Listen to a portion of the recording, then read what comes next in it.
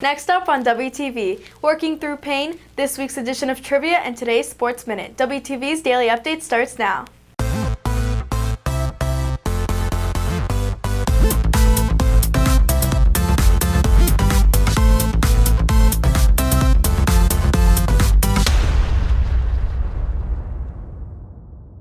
Good morning, Red Hawk Nation. Today is Tuesday, April 23rd, and I'm Yael with today's Daily Update brought to you by Wingspan TV.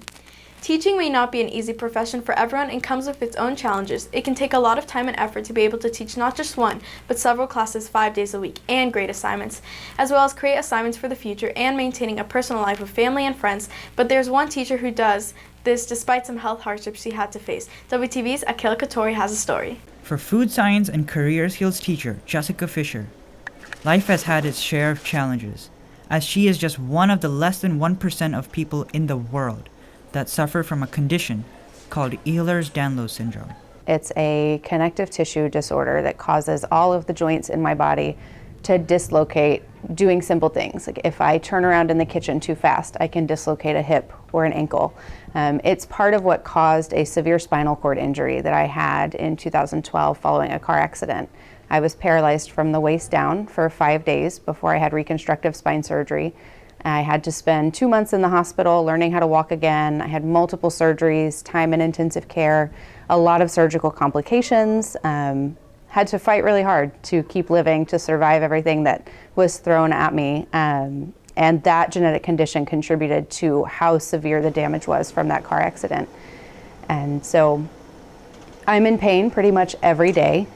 When I do teach, I teach with accommodations, so I'm often sitting with my students or I'm sitting on a bar stool in the kitchens while they're cooking so that I don't have to walk around, I don't have to stand as much.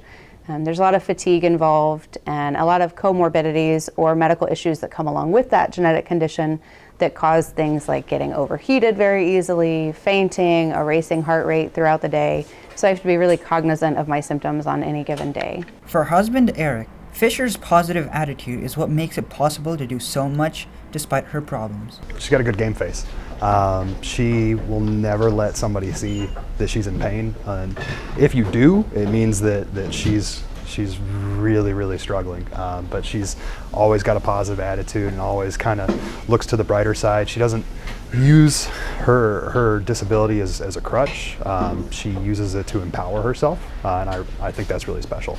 Attitude can be a small thing that makes a big difference, and that has helped Ms. Fisher in her long-term recovery. It's all about positive attitude. During that 2 months in the hospital, being in a nursing home at 24, learning how to walk again, all of those surgeries, I think we're up to over 21 surgeries now since 2012. It's just taught me that as long as I have a set goal in mind, I can keep pushing through any of this. It was all about attitude. Attitude got me here, being able to do everything I still want to do, and also living with this disability. Reporting from WTV, I am Akila Katori. The poetry writing skills of students are being put to the test as part of this year's Spring Poetry Contest. WTV's Alicia Hernandez has the details. The Frisco Public Library is putting on a poetry contest for students in grades 1st through 12th. Students are welcome to choose any subject they like for their poems.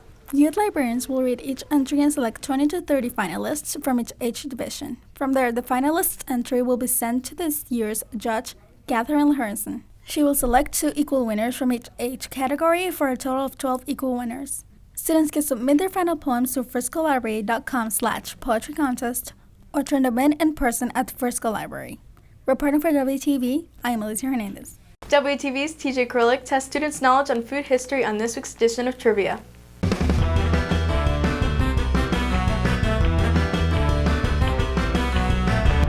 Hello and welcome to Wingspan Trivia. I'm your host TJ Krillutz, and today we're going to be testing students' knowledge on food. Can you tell me what U.S. state is the birthplace of the cheeseburger?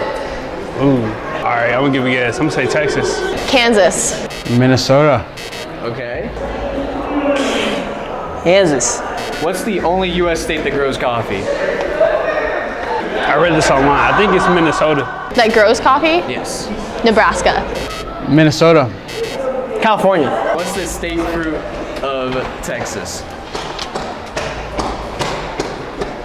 I think it's an apple. I'm not from here. I'm gonna go with blueberry. I don't know, an apple. The apple. What's the most ordered food in America? Chicken nuggets. French fries. A cheeseburger. The fried chicken. Reporting for WTV, this is TJ Krylowitz.